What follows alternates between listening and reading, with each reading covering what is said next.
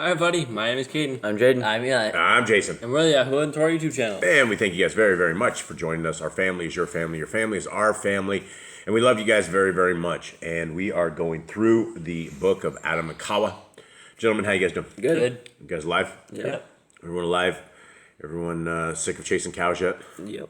Anyone not sick of chasing cows? Nope. And there's silence. All right. We have cow issues. We always do. But we're trying to resolve them. All right.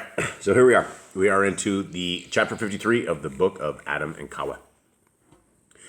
They were not very far from the cave when Satan came towards them and hid himself between them and the cave under the form of two ravenous lions 3 days without food. They came towards Aḍam and Ḥawwah as if to break them in pieces and devour them. Then Aḍam and Ḥawwah wept and prayed Elohim to deliver them from their paws. Then the word of Elohim came to them and drove away the lions from them.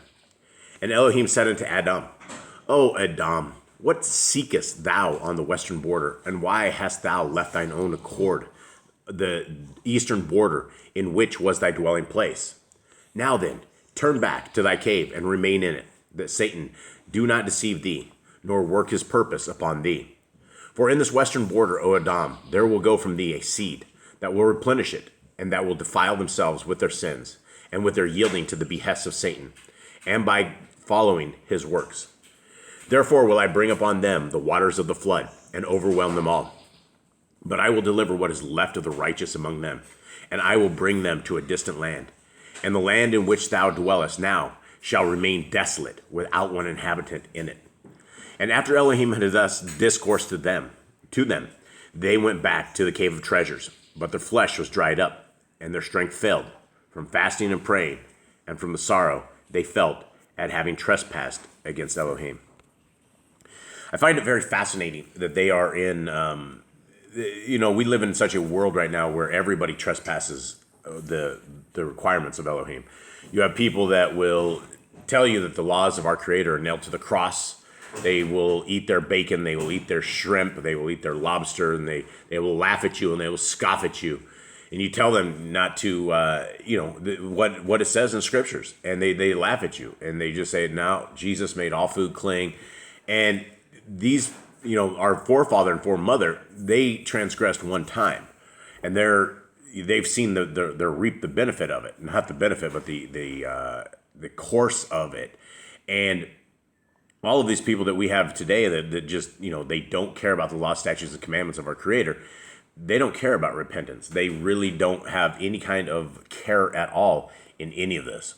Gentlemen, do you have anything? Yeah, you see Satan, he hates us a lot. He hates everyone who's like Yah loves, and Yah loves everybody. So he wants to change everybody and take them all to hell with him. He wants to make sure they all burn in the fire because he can't go back to the kingdom. He wants to go back to heaven, but he can't make it back there. Yeah, and if he's able to make it into a couple of ravenous lions, wouldn't you think that he would be able to make it into a cow and have the cow run away forever and stop us from doing the Bible project? I mean, it makes sense to me.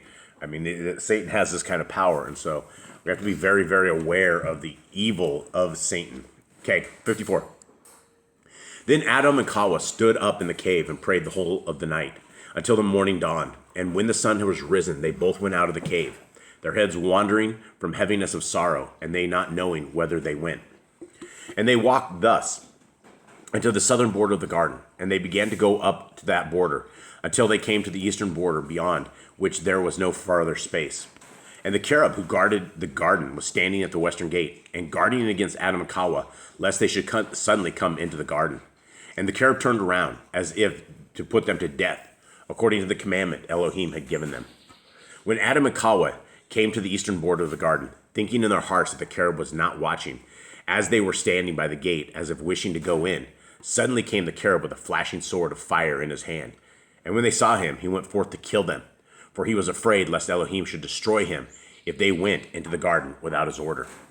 And the sword of the cherub seemed to flame afar off, but when he raised it over Aḍam and Ḥawwah, the flame thereof did not flash forth. Therefore did the cherub think that Elohim was favorable to them, and was bringing them back into the garden. And the cherub stood wondering. He could not go up to heaven to ascertain Elohim's orders regarding their getting into the garden. He therefore abode standing by them, unable as he was to part from them, for he was afraid lest they should enter the garden without leave from Elohim, who would destroy him.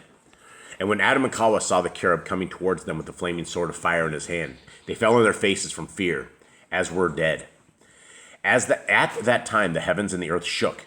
The other cherubim came down from the Shamaim to the cherub who guarded the garden, and saw him amazed and silent.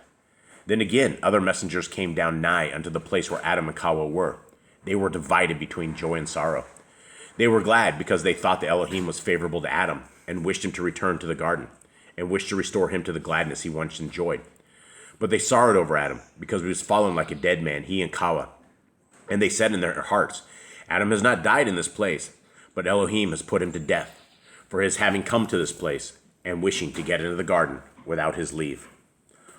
Okay, and then... So they're not like super powerful, like they're powerful, but they're not like super powerful, like they're not like Yahuwah style powerful, like they can't just like go up and have him come down where they want, they just can't do whatever they want. Yeah, they're the servants of Elohim, right? They do what he says. It's easy things like take time for the messenger, like go to heaven, go talk to Yah, go report back to him, like if he would have left, it would have taken a really long time for him to come back and stop Aḍam from going to the garden. I don't know. Those are always really good questions. And, a lot of people, I believe that we are in a flat, round, it's not a round earth, but it could very well be an oval that we're on the ground, but we're not on a spinning ball. We're not a bunch of monkeys flying through through space, all of this whole bull butter that they have with NASA and all that kind of jive. It's garbage. But there is, they talk about, there's portals, Enoch went somewhere. He went somewhere, and whether or not it's a teleport, or whether or not when you are traveling the dimensions or traveling whatever it is from one side to the other, whatever it is, I think it's very quick, because I think the angels are able to get to one place to another when they're allowed to. But like you said, it's not like they were all powerful.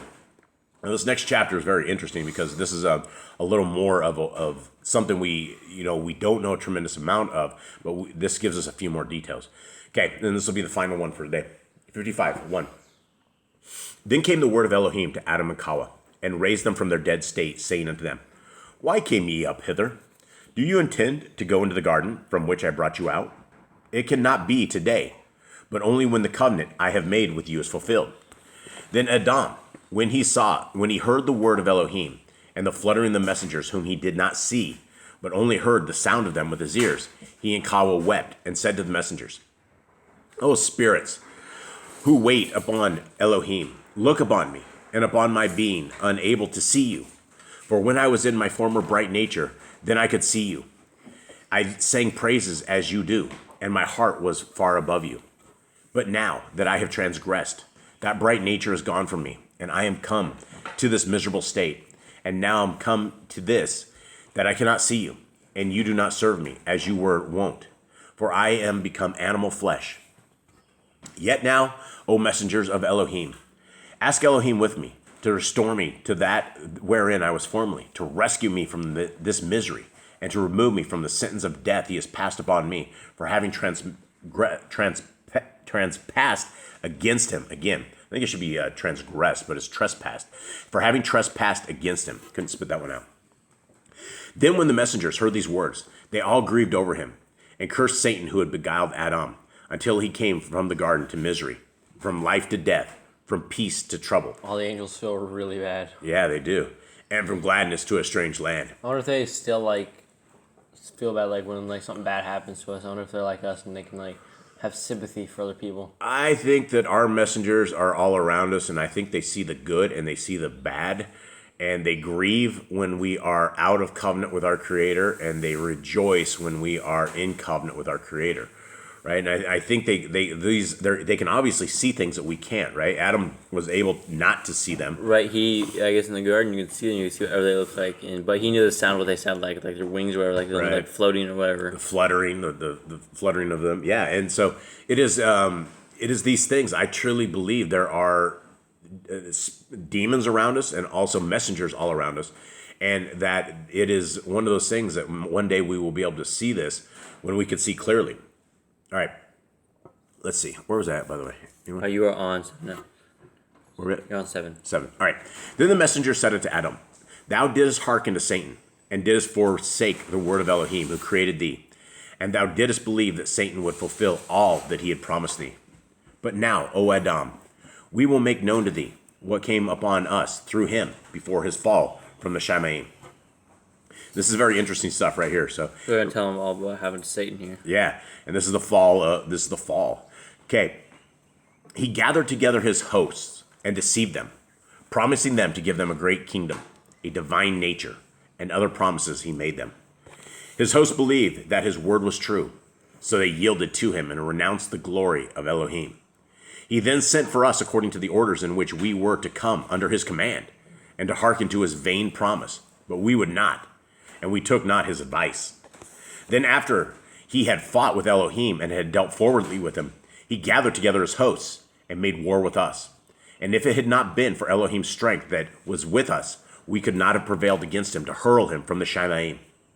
But when he fell from among us, there was great joy in the Shamayim, because of his going down from us. For if he had continued in the Shamayim, nothing, not even one messenger, would have remained in it. But Elohim in his mercy drove him from among us to this dark earth, for he had become darkness itself and a worker of unrighteousness. And he had continued, O Aḍam, to make war against thee, until he beguiled thee, and made thee come out of the garden, to the strange land, where all these trials have come to thee. And death, which Elohim brought upon him, he has also brought to thee. O Aḍam, because thou didst obey him, and didst transgress against Elohim. Then the messengers rejoiced and praised Elohim, and asked him not to destroy Aḍam this time, for him having sought to enter the garden, but to bear with him until the fulfillment of the promise, and to help him in this world until he was free from Satan's hand. So it sounds like there's a kind of like war up in heaven, and that was like there was like he was like being destroyed up there with the between Satan and his army versus Yah's army. Yeah, It sounds like they almost like lost heaven. So it sounds like it did almost sound like a lost heaven, right? If it had not been for the power of Elohim, or there would be no place for them to stay. right? And that's the thought of Hasatan is you have this individual or this entity that decided he was going to not just take over heaven, he was going to attack Elohim. And whatever that looked like, however that appeared to be, that is obviously a huge mistake. And, you have Nimrod and you have all his people. They decided the same stuff, right? Remember, they were sending arrows up into the sky and they thought they were going to go up into heaven and create Babel and, get up there and put their idols and their mighty ones up where Elohim was. And Yahuwah did not allow that to happen. I mean, for people who've never actually seen Yahuwah, I think you can defeat him. I mean, Satan has seen Yahuwah and he got destroyed by him. How do we think we're going to be without seeing him? Yeah, and a lot of thing about Satan is Satan was a spectacular messenger to begin with. He was one of beauty. He was one of light. He was the guy that was in charge of all the music. And so when you look at today's music and you look at the corruption of it and you look at the tones of it. And it is absolutely in Satan's hand. And you don't make it in the music industry. You don't make it in the movie industry. You don't make it in any of these industries. It doesn't matter who it is. Even for Becca Shea. If you look at Becca Shea's albums, she is covering her eye. She's doing exactly what all the Satanists do. You can look that up, and I will do a video exposing her, but you just don't make it in the music and movie industry without trying to sell your soul. And I want to say that Satan was definitely a high-ranking angel, because I don't think they would have followed some guy. There's like the lowest-ranking angel, like, hey, let's go take over heaven, right? It had to be someone who was in power up there. Yeah, absolutely. Okay, well, that is it, everybody. Thank you guys very much for listening. We love you all very, very much. Yah willing, we will see you again tomorrow morning. All right, shalom.